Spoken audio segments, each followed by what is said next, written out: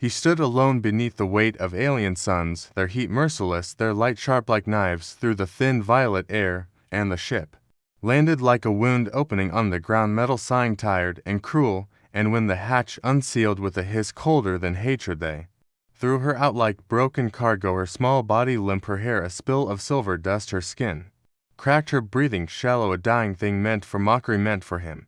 He knew the rules of this place, this arena, where they sent men who would not kneel, where survival was earned through spectacle, through cruelty, through watching others suffer and laugh, but he had never learned to laugh at pain, and when he looked at her, when her fingers twitched like something still clinging to the last spark of life, he forgot the rules completely. He knelt beside her, not knowing if she could understand him, not knowing if his touch would hurt her more, but knowing with absolute certainty that he could not leave her here, not like this, not for them to watch, not for them to gloat. She opened her eyes. They were not like his, they were wide endless pools of violet like shattered galaxies. And there was fear in them, but there was also defiance. He whispered words he did not know she would hear, words shaped from the rawest place in him, words like I will not let you die, I will not let them have you, I will not be part of this. And far above, unseen, they watched him in cold silence, their amusement turning to curiosity, their game slipping from their control. He did not remember his name any more, for names were taken here, they were stripped like skin from bone by the watchers, by the ones who ruled this world from towers of glass and fire. They called him subject to pawn at entertainment, and when they called him nothing at all, he knew it was because they believed he was broken. But he was not broken, not truly, for deep inside him, like a buried star, something still burned, and when the ship came down, when its shadow fell long across the wasteland and the air shook with the fury of machines, he stood unmoving, watching, knowing this was no supply drop, no mercy, no salvation. They did not send gifts here, they sent curses. The hatch opened like the mouth of some great beast, and from within they threw her like refuse, like discarded prey, her body light, fragile, to fragile, her skin pale, beneath the dust, her limbs thin like the wind might take her, and her hair long tangled, shimmering faintly even in the choking air. She hit the ground with a sound that tore through him, not because it was loud, but because it was soft, a final, the sound of something that should not have fallen, something that should not have been abandoned. He moved before thought could catch him, before the voice of survival, that bitter old thing, could speak. He dropped to his knees beside her, and he saw then the lines of her face, sharp and strange yet beautiful, the faint pulse of veins glowing with a light not of this world, the bruises, the cuts, the marks of handling unkind and uncaring. Her breathing was shallow, like a creature drowned on dry land, like a flame starving for air.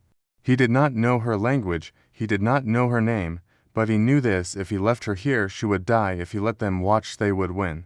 So he gathered her in his arms, feeling how light she was, how wrong it was for anyone to be this frail, and he rose against the weight of the watchers' eyes, against the pull of the cruel wind, and he walked away from the ship, from the trap, from the spectacle they had prepared. They wanted a show, they wanted laughter and blood and endings. He would give them something else. He would give her a future.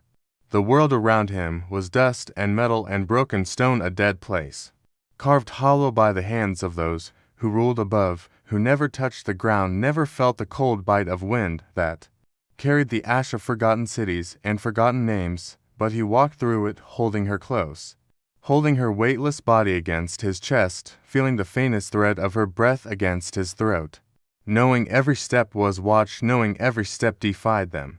There was a place he had made for himself long ago, not a home, not really, nothing was home here, but a shelter, a hollow, carved into the side of a collapsed tower, its bones jutting from the earth like the ribs of some ancient beast. It was hidden from the main paths, away from the machines that scanned the surface, away from the drones that hunted movement. It was where he had learned to survive, it was where he would try to help her survive. He reached it as the first black sun dipped low, casting the wasteland into shades of violet and blue, into shadows that moved like whispers. And when he lay her down on the rough fabric of his makeshift bed, he saw again how badly she was, heard how deep the cuts ran, how pale her strained skin had become. He did not know her kind, he did not know what healed them, what fed them, what saved them. But he knew life when he saw it. and she was still alive, still fighting somewhere inside the fragile shell they had thrown away like garbage. He found a little water he had hoarded hidden beneath stones sealed tight against the poison air. He found the roots he had gathered, bitter things that barely grew in this dead soil, but still carried some strength, some life. He crushed them with shaking hands, mixed them with the cleanest water. He had soaked the cloth until it was dark, and pressed it gently against her lips, praying to nothing, praying to no one, just hoping that whatever spark lived inside her would answer, would drink, would fight. And she did. Slowly, so slowly, like a dying ember catching on dry wood, she drank. He sat beside her through the night, through the endless black hours, listening to the machines hum far away, feeling the watchers pressing their unseen eyes against the earth, waiting, wondering, laughing. But he would not let them win.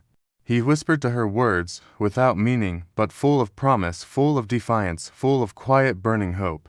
Stay alive, little star, stay alive, broken one, stay alive, because I will not let them take this from me, I will not let them take you. When dawn broke sickly and pale over the ruins, she opened her eyes.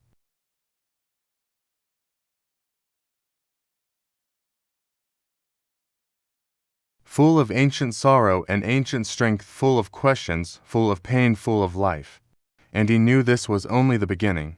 The days passed without mercy, without peace, for this world did not know kindness, did not know healing, but he worked as he had never worked before, gathering water from the deep cracks in the earth where the poison did not reach, hunting small creatures twisted by the air, but still breathing, still warm, gathering roots that clawed their way to life in the dark soil, and all of it he brought to her. She was weak, so weak, her body barely moving, her breath still shallow, but it grew stronger each time, each day, and her eyes watched him now with something sharper than pain, sharper than fear. They watched him with wonder, with confusion, with a question that had no words. And he spoke to her in the only language he knew, the language of hands, moving slowly, offering food, the language of water held gently against her lips, the language of building the fire higher when the cold crept in, the language of never leaving her side. He told her stories, even though she could not understand, stories of what this place had been long ago.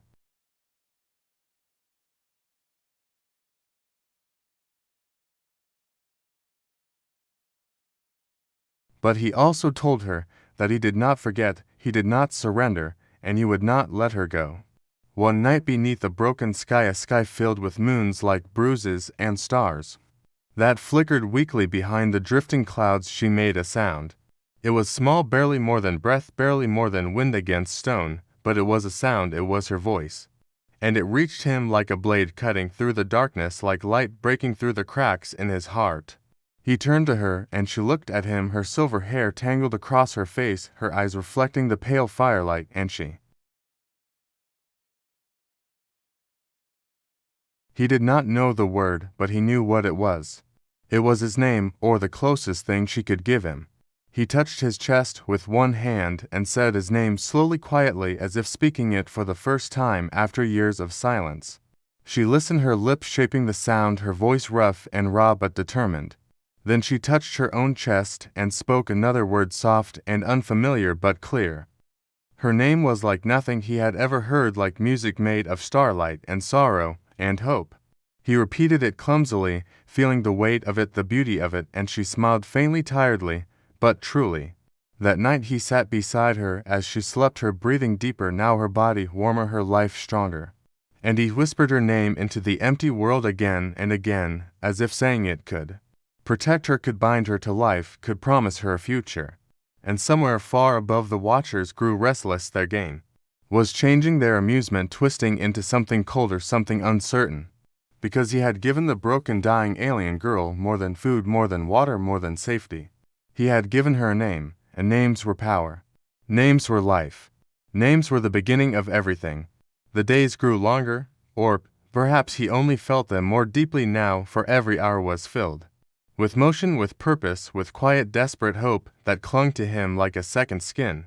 For she was healing slowly, like the smallest flower, forcing its way through stone, and he could not stop, he would not stop until she stood, until she lived, until she could look at this broken world and know she had escaped death.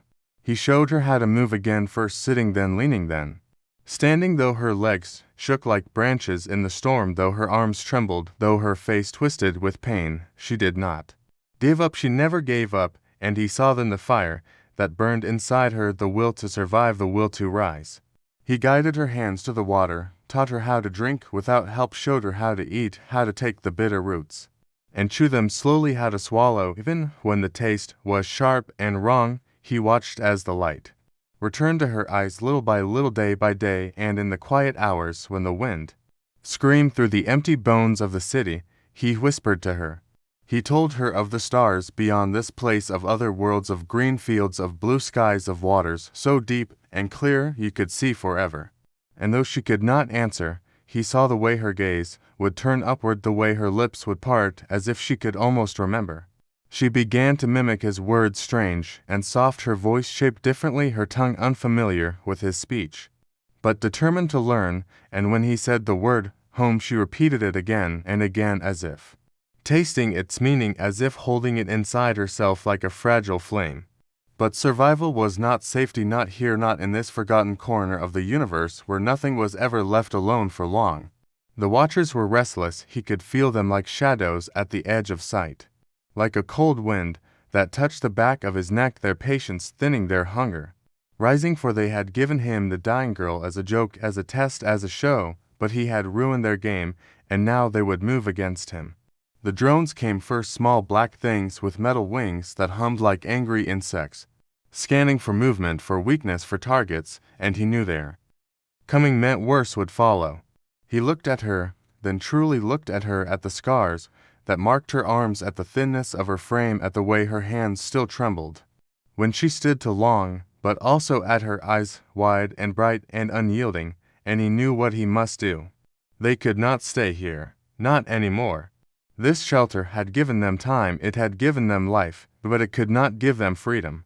He gathered what little they had, the remains of water, the roots, the sharp stone blade he had fashioned long ago, and he helped her to her feet, steadying her, holding her weight, guiding her first step beyond the narrow walls of their refuge into the open world.